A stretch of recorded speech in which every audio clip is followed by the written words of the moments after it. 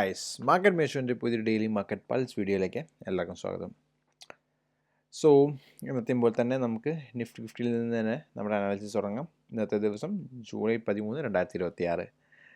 So Nifty US Iran war ന്യൂസും കാര്യങ്ങളൊക്കെ ആയിട്ട് നിഫ്റ്റി ചെറുതായിട്ട് നെഗറ്റീവിലാണ് പോകുന്നത്. ഒരു ഹ്യൂജ് ഗ്യാപ്പ് ഡൗണിൽ വന്നിട്ട് പിന്നെ പ്രീവിയസ് ഡേ ക്യാൻഡലിൻ്റെ ലോയും ബ്രേക്ക് ചെയ്ത് സസ്റ്റെയിൻ ചെയ്ത് താഴെ നിൽക്കുന്നുണ്ട്. സോ 0.78% ആണ് നിഫ്റ്റി ഡൗൺ ആയിട്ടിരിക്കുന്ന ഈ ഒരു ദിവസം. ഇപ്പോൾ സമയം 8:19. സോ ഇന്ത്യൻ മാർക്കറ്റ്സ് ഓപ്പൺ ചെയ്യാൻ ഓൾമോസ്റ്റ് 50 മിനിറ്റ്സ് 45 മിനിറ്റ്സ് സമയമുണ്ട്.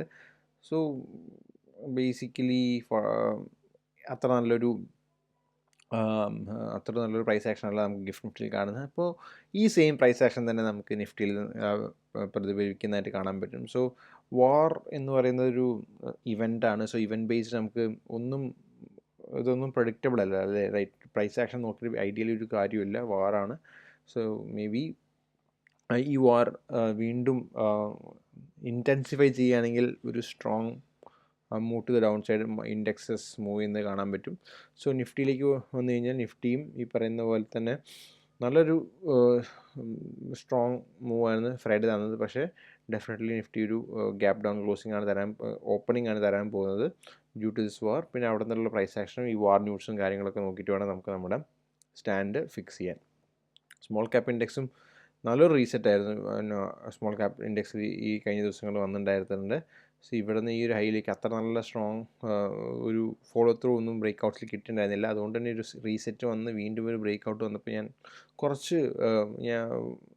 നമുക്ക് കുറച്ച് പ്രതീക്ഷ ഉണ്ടായിരുന്നു. കാരണം വേറെ ഗ്ലോബൽ എൻവിറോൺമെൻ്റ് ഒക്കെ പ്രോപ്പർ ആണെന്നുണ്ടെങ്കിൽ മേ ബി ചെറിയൊരു റാലി മുകളിലേക്ക് വരാം. അതുപോലെ തന്നെ നമ്മൾ പല വീഡിയോകളായിട്ടും പറയുന്നുണ്ടായിരുന്നു ഈ ഒരു മന്ത്ലി അല്ലെങ്കിൽ വീക്ക്ലി ടൈം ഫ്രെയിമിൽ പോയി കഴിഞ്ഞാൽ പറ്റുന്ന വലിയൊരു ഫ്ലാഗിഷ് പാറ്റേൺ അതിൽ നിന്ന് ബ്രേക്ക് ഔട്ട് ചെയ്ത് മുകളിലേക്ക് മൂവ് ചെയ്യുകയായിരുന്നു. പക്ഷേ വാർ റിലേറ്റഡ് ന്യൂസ് വന്നുകൊണ്ട് തന്നെ ഈ സ്മോൾ ക്യാപ്പ് ഇൻഡെക്സും ഇന്നും ചെറിയൊരു ഗ്യാപ്പ് ഡൗൺ ആയിട്ട് ഓപ്പൺ ചെയ്ത് താഴത്തേക്ക് പ്രൈസ് ആക്ഷൻ തരാനാണ് പ്രോബിലിറ്റി. നിഫ്റ്റി ബാങ്കിലേക്ക് വന്നു കഴിഞ്ഞാലും സെയിം സിനാരിയോ ആണ് നമ്മൾ പ്രതീക്ഷിക്കുന്നത്. അറ്റ്ലീസ്റ്റ് ഈ ഒരു ലെവലിലൊക്കെ ഓപ്പൺ ചെയ്ത് പിന്നെ താഴത്തേക്ക് മേ ബി മൂവ് ചെയ്യാമെന്നാണ് എനിക്ക് തോന്നുന്നത്.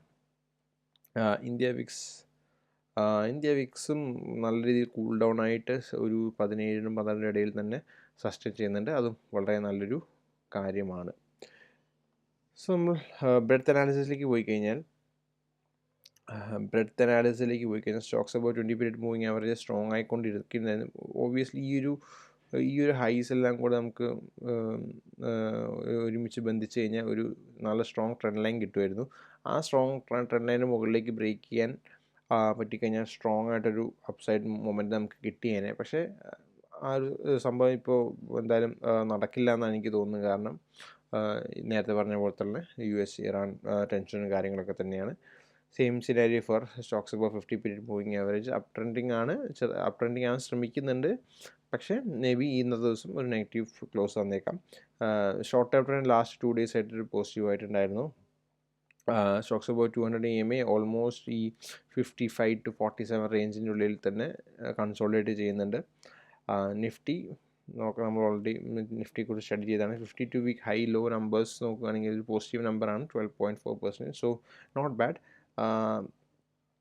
നമുക്കിനി മാർക്കറ്റ് ബ്രെഡ്ത്തിലേക്ക് വന്നു കഴിഞ്ഞാൽ നല്ല മാർക്കറ്റ് ബ്രെഡ്ത്ത് നമ്പേഴ്സ് തന്നെയാണ്. സോ എല്ലാം കൊണ്ട് നല്ലൊരു മാർക്കറ്റ് ആയി തുടങ്ങുകയായിരുന്നു Indian market, breadth as well as index vice.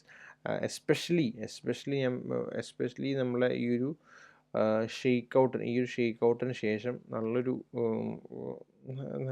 നല്ല ബ്രേക്ക് ഔട്ട്സ് കുറച്ച് കൗണ്ടേഴ്സിൽ അറ്റ്ലീസ്റ്റ് നല്ല ബ്രേക്ക് ഔട്ട്സും കാര്യങ്ങളും കിട്ടിത്തുടങ്ങി. ബ്രേക്ക് ഔട്ട്സിൻ്റെ സ്ട്രക്ചറും കാര്യങ്ങളൊക്കെ നല്ലതായിരുന്നു. പക്ഷേ അതിന് ഫോളോ ത്രൂ കിട്ടുമോ ഇല്ലയോ എന്ന് നമുക്ക് മനസ്സിലാക്കാൻ ഒരു ഗ്യാപ്പ് തന്നില്ല. അപ്പോഴേക്കും തന്നെ നമുക്ക് US ഇറാൻ വാറിൻ്റെ ന്യൂസും കാര്യങ്ങളൊക്കെ വന്നു. സോ വീണ്ടും ന്യൂസ് ഡ്രിവൻ മാർക്കറ്റ് ആയിരിക്കുകയാണ്. ഡെഫിനറ്റ്ലി ന്യൂസ് ഡ്രിവൻ സെൻറ്റിമെൻറ്റ് നെഗറ്റീവാണ്. സോ ഡെഫിനറ്റ്ലി നമ്മൾ റീസെൻ്റായിട്ട് എടുത്ത ട്രേഡുകളിലെല്ലാം നല്ല രീതിയിൽ പുൾ ബാക്ക് വരും. Maybe not even recent trades, total മാർക്കറ്റിൽ ഇന്ത്യൻ മാർക്കറ്റിൽ നല്ലൊരു പുൾ ബാക്ക് വരാനുള്ള പ്രോബിലിറ്റി കൂടുതലാണ് because of this news. So that is all about today. Thank you for watching. Happy trading and happy investing. Bye.